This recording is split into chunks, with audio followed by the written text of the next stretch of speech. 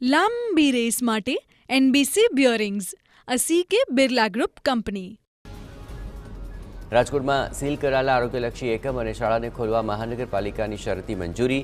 ગેરકાયદે બાંધકામને નિયમિત કરવાની બાંહેધરી સાથેનું સોગંદનામું રજૂ કરવું પડશે. ફાયર એનઓસી રિન્યૂ ન કર્યું હોય તેવા એકમોએ 15 દિવસમાં એનઓસી મેળવી લેવું પડશે. રાજકોટ અગ્નિકાંડ બાદ સુરેન્દ્રનગર પ્રાથમિક શિક્ષણ વિભાગની કાર્યવાહી. ખાનગી પ્રાથમિક શાળાઓમાં શિક્ષણ વિભાગે ચેકિંગ હાથ ધર્યું. 11 જેટલી ખાનગી શાળાઓમાં ફાયર સેફટી ન હોવાનો થયો ધડાકો. શાળાઓની બેદરકારી બદલ ફટકારાય છે નોટિસ. જીવના જોખમે બાળકો શાળાઓમાં અભ્યાસ કરતા હોવાનું આવ્યું બહાર.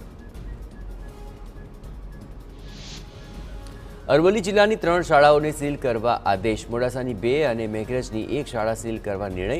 શાળાઓ પાસે ફાયર એનઓસી નહીં હોવાથી કાર્યવાહી. શિક્ષણ અધિકારીએ શાળાઓ સીલ કરવા આદેશ આપ્યા. સુરતમાં સીલિંગ કાર્યવાહી અંગે ફાયર વિભાગનો નિર્ણય. બીયુ નહીં હોય પરંતુ એનઓસી હોય તેવી મિલકતોને સમય મળશે. એનઓસી હોય તેવી મિલકતોને 60 દિવસની મુદત મળશે. બીયુ એનઓસી બંને નહીં હોય તેવી મિલકતો જ સીલ રખાશે.